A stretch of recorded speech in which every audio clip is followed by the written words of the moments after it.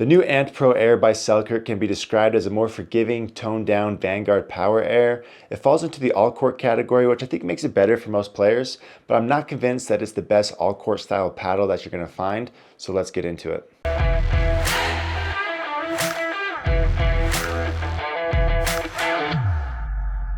Hey, this is Braden with Pickleball Effect. Today I'm reviewing the new Ant Pro Air series by Selkirk. Selkirk's original Ant paddles were introduced back in 2017, and it was a big deal when they came out, with it being the first paddle to introduce a 16mm core, which is the most popular paddle thickness that you see today. But since its release in 2017, there haven't been any major changes to the paddle until now. Design-wise, it's following the footsteps of the look and construction of Selkirk's Vanguard Power Air series. Like the Power Air paddles, it has a molded edgeless design that looks really sharp, has a fiberglass face, and uses their Pro Spin texture that isn't a raw texture and is more of a painted style grit. The main difference being that the Ant Pro Air is thicker at 16mm, while the Power Air is 13mm thick. The series will be available in Selkirk's three primary shapes, the S2, Epic, and Invicta. I play tested the Epic and the Invicta models, which I have here, so I'm going to speak to these two the most in my review. But if you are interested in the S2 shape, it's very similar to the Epic, but just with a shorter handle, and I imagine that the two models play very similar. They retail for $180 and are the least expensive model that they offer in their premium line of paddles.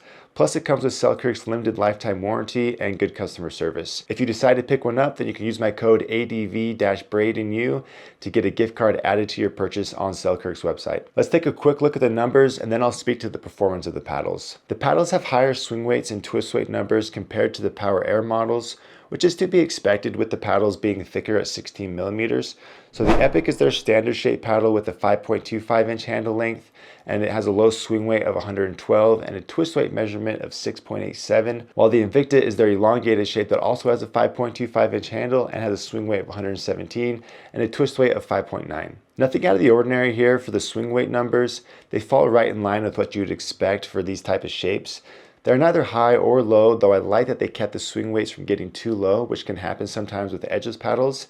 And these have much higher swing weights compared to their Power Airs, which had 104 for the Epic and 112 for the Invicta.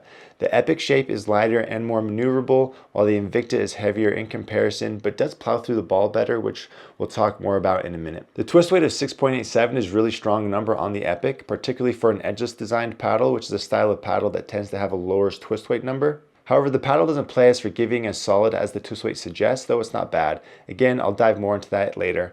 The twist weight of 5.9 on the Invicta is lower and below average for elongated shapes, but is also not too bad considering it's an edgeless paddle, and it did play more forgiving than I anticipated. Last thing I'll mention here are the handles and grips. So the handle on these feels great. The molded octagonal design feels comfortable and has a nice shape to it. I prefer the molded style handle of these over the foam or wood inserts that we see in a lot of paddles.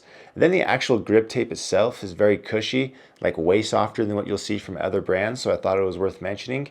It's not really a good or a bad thing, it just kind of depends on whatever your preference is. I thought it felt nice with an overgrip on it though. Okay, so let's talk about the performance of these paddles now. After drilling and playing with the paddles, here are my thoughts on their performance. These have the same identity of the Vanguard Power Air paddles where they have decent power and good pop. Counters and volleys at the net were strong, though the power on serves and drives is more medium leveled. I could actually generate a little more power with these on drives than the Vanguard Power Air paddles, probably mostly due to the fact that these have higher swing weights than the Power Airs do, but the Power Airs were poppier at the net. I'll also say that I noticed a big difference in the power I could generate with the Invicta shape over the Epic shape. Typically, elongated shapes have more power than standard shapes, but in this case it was more than the usual difference. The Invicta just carried through the ball well, while the Epic felt like it got pushed around a little by the ball. I think both paddles benefited from adding some tungsten tape to them. The Invicta needed it to improve its stability, while the Epic needed it to improve its plow through. The Ant paddles felt similar to the Vanguard Power Airs with a hollow wood-like sensation. However, they were slightly softer and more pleasant than the Power Airs, and I personally preferred the feel of the Ant paddles. They also had a better sweet spot compared to the Power Airs, but when comparing the sweet spot to thermoform style all-court paddles, they didn't feel as stable. Nonetheless, the Ant paddles were less poppy and more forgiving than the Power Airs, making them easier to dink, reset, and control in comparison.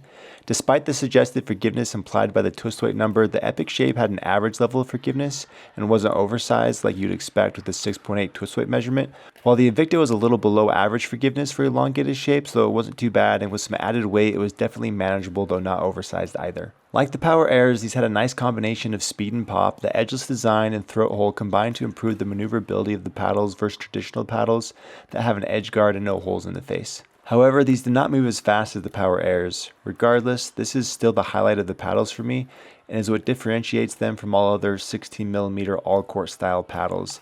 This made them effective at the net when you're working the point and looking to start firefights. You could counter well and find the ball better on subsequent shots and extended firefights. The spin was good out of the box, though nothing special. My spin test put them on the lower shelf of higher spinning paddles, but as is well documented at this point, Selkirk paddles that use that painted grit texture instead of raw peel ply textures that we see on most paddles is known for smoothing out quicker than raw textures. But while the grit was intact, it was great and I never felt like it held me back from utilizing the power and pop they offered when I was attacking and adding spin. Okay, so here's my recommendation. If you're a fan of the Selkirk Power Air, then I think you'd like this paddle more. It gives you a little more power and a touch less pop, but you gain forgiveness and added feel, which I think is worth what you lose in pop. It's a nice addition to the Selkirk line of paddles, as now they offer a power paddle in the Power Air models, an all-court paddle in their new Amped Pro line, and then a couple of control options with their Vanguard Control and Lux lines. However, I don't think the Amped series is the best all-court style paddle you'll find on the market. Thermoform style paddles like the 6-0 Double Black Diamond, Volair Forzas, or the Vatic Pro paddles, and many others out there offer longer lasting spin, are more forgiving, and have a better feel to them. The one advantage the Amped line has over its 16mm thermoform competitors is the added maneuverability from the edgeless design and the hole in the throat. However, that wasn't enough to sway me from the thermoform style paddle, and if you really want the hand speed the Amped series offers, then a 14mm thermoform paddle is going to give you a similar level of power, pop, and forgiveness, but with longer lasting spin. From my perspective, these paddles are prioritizing aesthetics over paddle performance, leading to a decrease in overall performance quality.